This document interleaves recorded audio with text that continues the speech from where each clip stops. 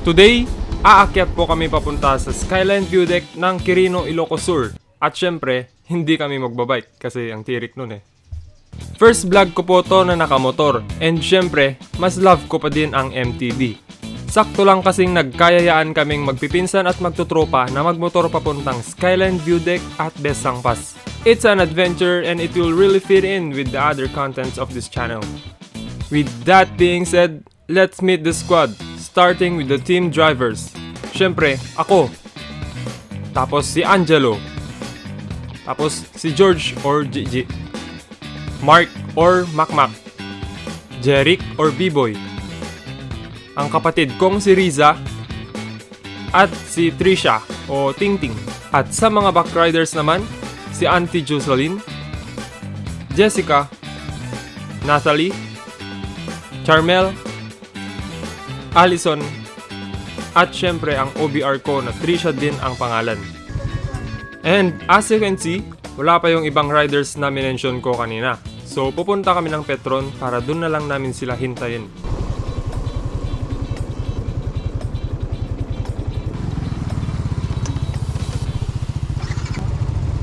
Okay, 10 riders in, 3 to go. Sa Flying V naman kami sunod na pupunta.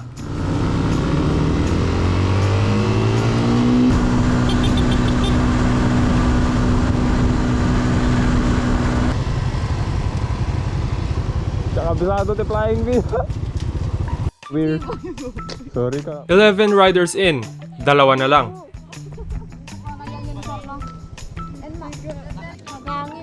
Sweetie boy boy. Hindi pa Medyo matagal kami naghintay kaya kung ano-ano na lang ang ginagawa namin. Until eventually, dumating na sila and kompleto na kami. So let's go! Mahigit kumulang 2 oras ang aming lalakbayin tungo sa Skyline View Deck ng Quirino. Pero salamat sa editing skills ko, 7 minutes lang andun na tayo.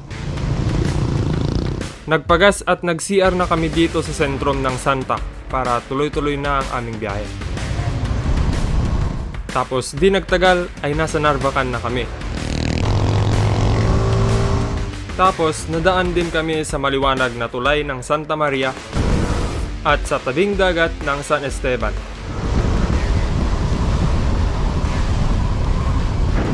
At lumagpas na kami sa papasokan namin.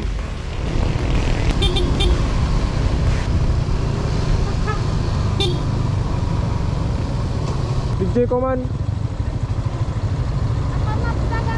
Kaya ayun, bumalik kami para doon kami sa papasok ng Banayoyo dadaan.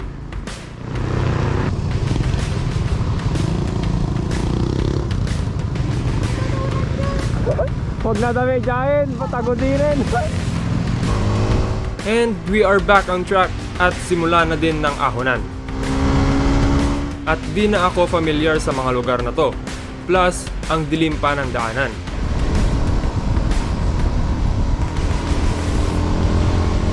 At yun po ang arko ng Lidlidda, Ilocos Sur.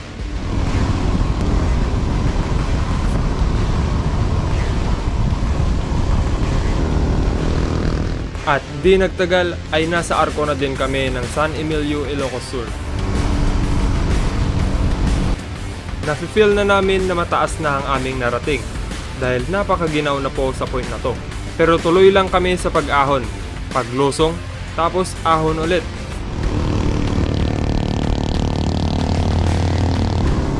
Medyo maliwanag na at medyo malapit na din kami sa aming destinasyon.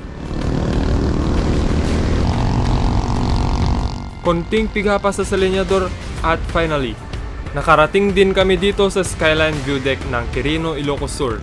And yes, isa po ako sa mga first timer na umakyat dito.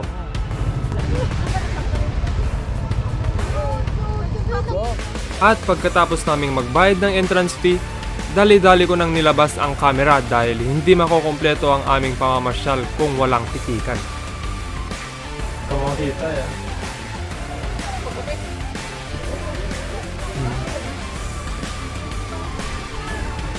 At pwede kang umakyat sa view deck na to to get a higher viewing point. Sayang lang at di namin naabutan yung makapal na ulap. Dito na din kami nag-take ng photos, nagpahinga habang ine-enjoy ang lamig ng panahon at ganda ng tanawin na nasa harapan namin. Tinipid kayo kay upload dito. Kasi kayo tangan. Kapag pandamit ko sa cellphone ko. Gusto mo yung idaran na to eh. And after namin magpahinga, bumaba na kami at nagpatuloy sa aming paglalakbay. Pupunta pa kasi kami ng Besang Pass, which is approximately 64 kilometers pa mula sa Skyline View Deck. Pero bago yan, maghahanap muna kami ng kakainan sa bayan ng Cervantes, which is around 47 kilometers away. Okay, let's go!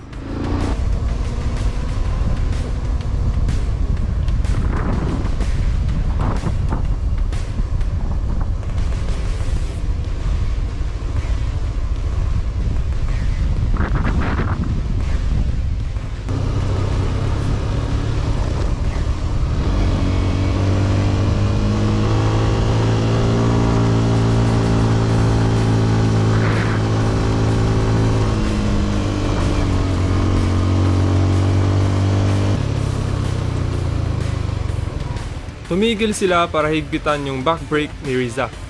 At dito ko na din naalala ang sasabihin ko na may I please invite you to please like and share this video to your friends. Tapos mag-subscribe ka na din kung hindi ka pa nakasubscribe. It's 1000% free and you can always change your mind later.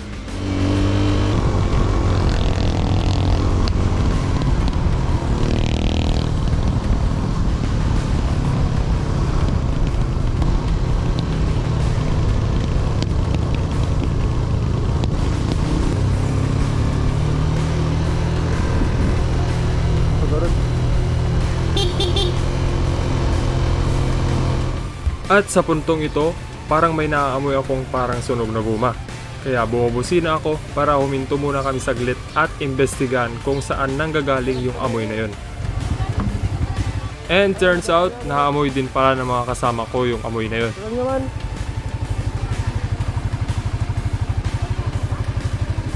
Nasasopay kanya kami. Umuusok din pala yung brake caliper ko sa likod. Kaya baka yung mga preno namin yung nagproduce ng amoy na yun.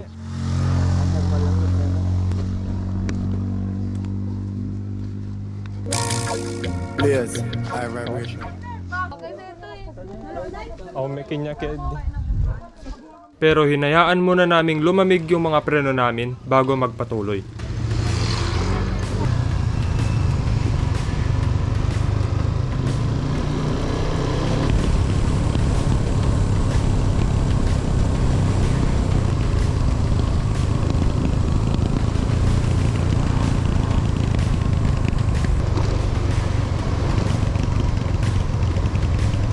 At sa di kalayuan ay may gas station kaya nagkarga na din yung ibang kasama namin. Da, ako COVID ko eh. At dito na din nagkwento si Allison ng kanyang hinaing. Nanti salin timaya ba? Timaya ba?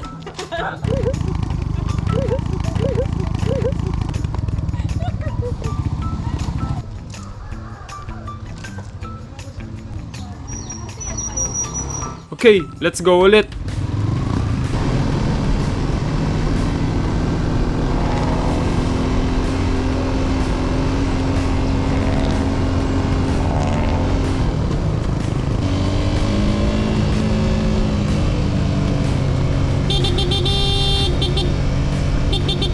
Dito sa puntong ito, napansin ko na malambot yung gulong sa likuran ni Makmak. Kaya pinapatigil ko sila para hindi na lumala and hahabulin ko sana si Angelo para kunin yung bumba sa motor niya pero hindi siguro nila narinig yung busina ko dahil di sila uminto.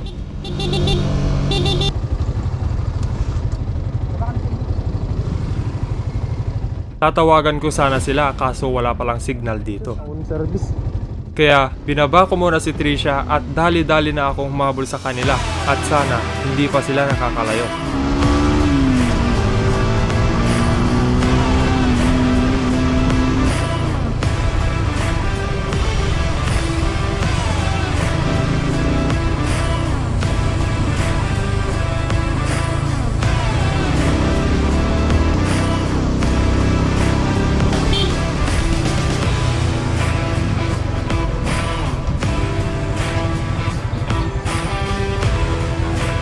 At buti na lang, napansin ni Riza na wala kami sa likuran niya.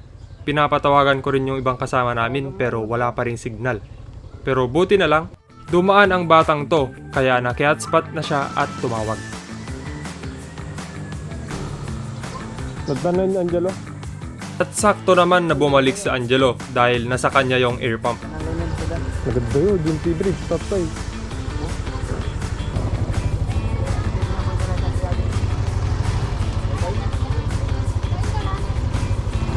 Tapos sumakto din na merong malapit na vulcanizing shop dito.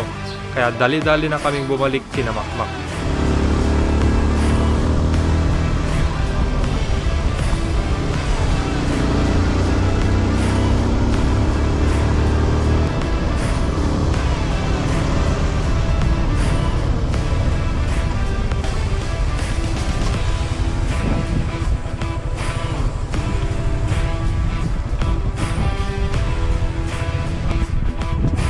Doon, yung ating pinagtarbing mo. Tapos binumbahan agad ni Makmak yung gulong niya at nagpatuloy na din kami. Okay.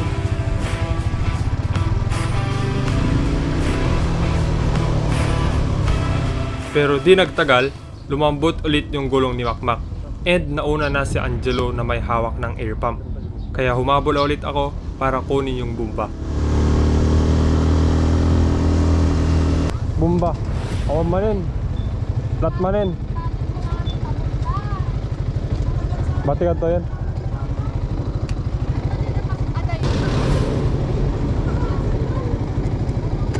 And for the third time, bumalik ulit ako kay Makmak. Dayo pa eh. Binumbahan yung motor niya, tapos dinala sa vulcanizing shop. Yun na. Kibinem.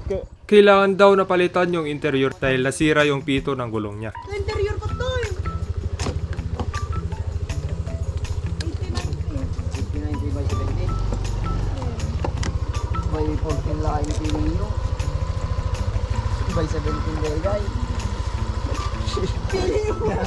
Adi ah. Okay, naayos na yung gulong niya and pupunta na kami sa ibang kasama namin na naghihintay daw doon sa taas.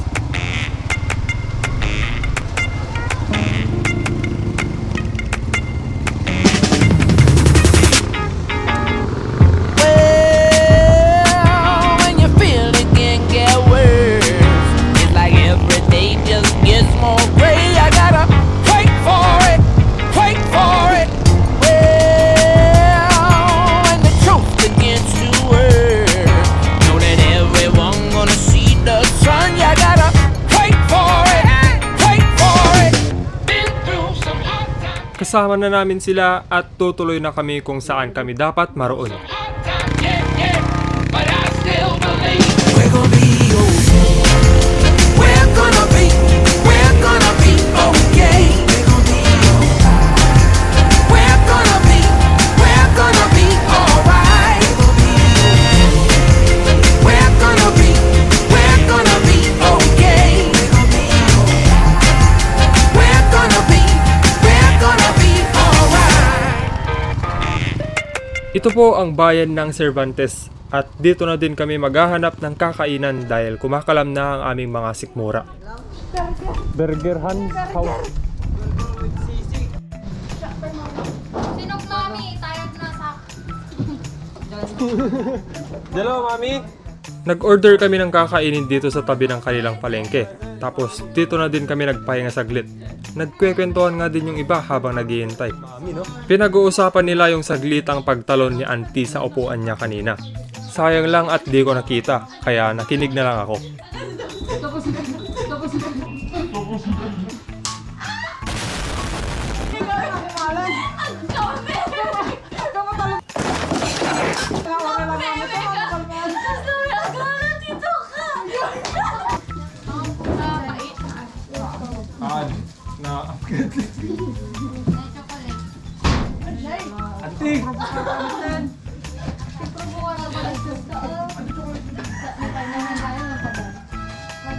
Tapos tinatanong din nila kung ba't wala daw brand yung dala naming chocolate.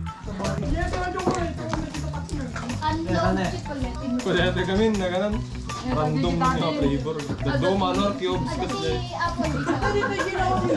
Man. Ito yun. One touch. Tapos syempre, kumain na din kami. Masarap siya guys. Guys, tamang-tama lang yung pagkaasim niya. Tapos medyo mainit.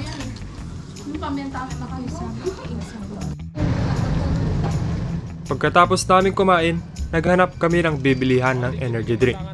Malayo-layo pa kasi ang lalakbayin namin, so we needed an extra boost of energy.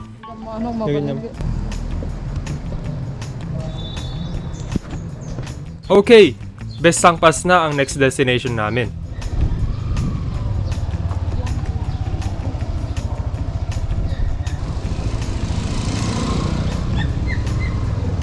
Pero magkakarga muna kami ng gas para tuloy-tuloy na ang aming biyahe. Papultang man, ma'am.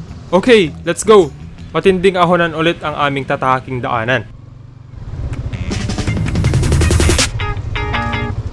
Well, when you feel it can get worse, it's like every day just gets more gray. I gotta wait for it, wait for it.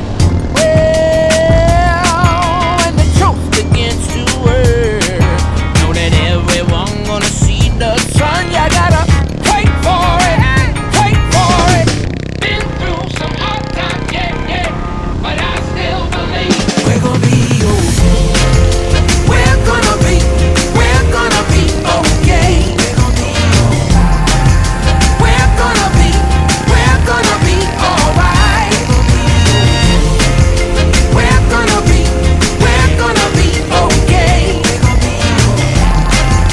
We're gonna be alright.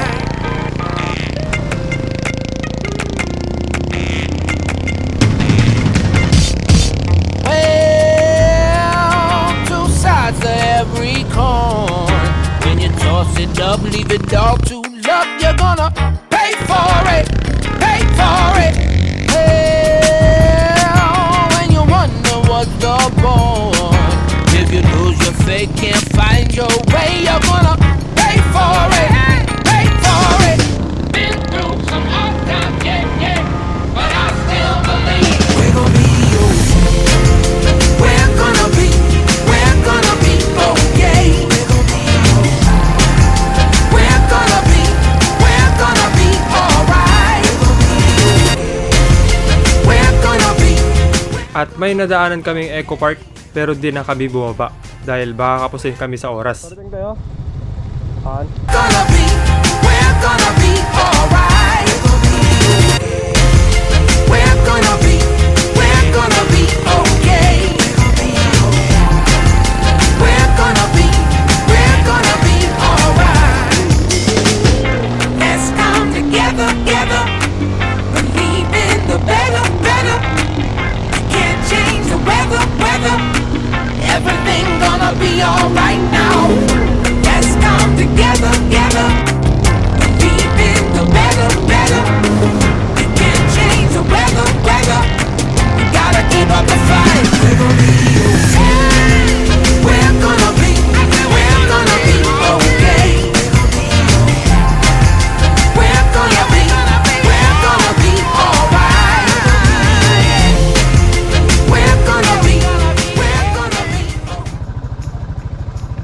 And finally, narating din namin ang Best Sangpas. At syempre, nagpicture muna kami saglit tapos namili ng sticker bilang souvenir sa pagpunta namin dito.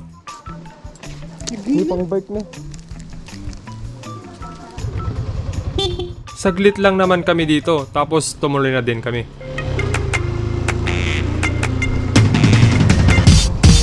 Well, two sides to every coin. When you talk, Malayo-layo pa ang ruta namin kaya nagpatuloy na kami sa aming biyahe. pay for it.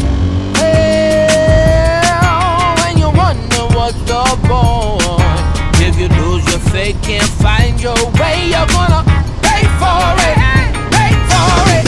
Been through some hard times, yeah, yeah, but I still believe we're gonna be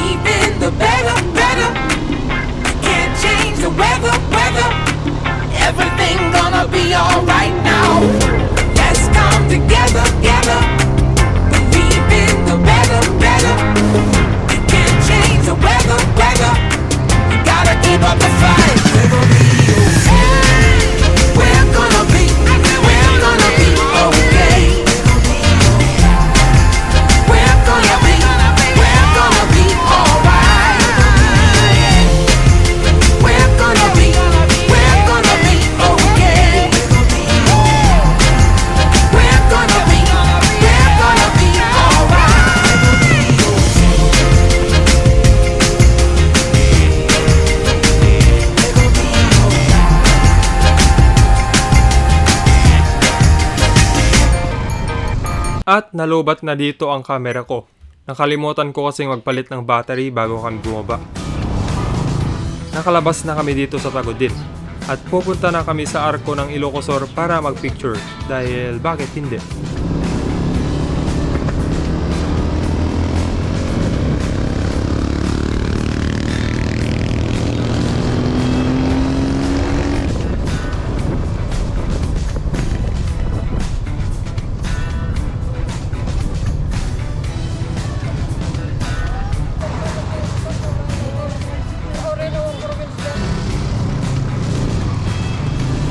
At nagkayaan na nga din kaming pumunta sa La Union at doon na din kami kakain ng aming tanghalian.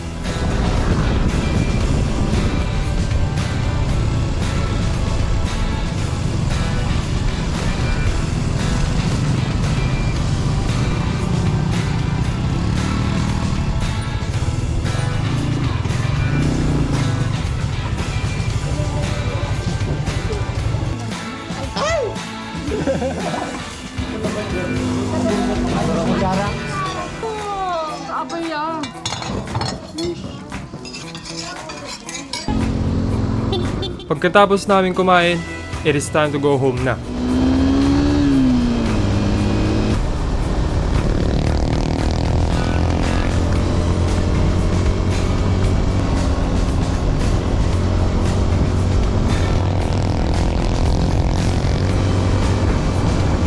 Namili lang kami ng pasalubong na kalamay dito sa Candon, Ilocosur, tapos dumaan sa simbahan ng Santa Maria.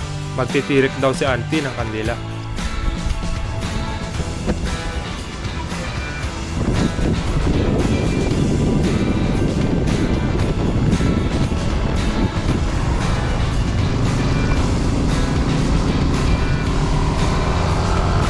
Humiwalay na din si Jeric sa amin dahil dito na sila sa diversion road ng Bantay dadaan pa uwi. And then, we are finally home. So, dito na din matatapos ang mahabang video na to. Thanks for sticking with us throughout our adventure. Salamat po sa panonood. Hanggang sa muli. This has been your boy Darren. Ride safe y'all. See ya! We're gonna be okay. So yun guys, nakikikain po kami sa mga debut wedding tapos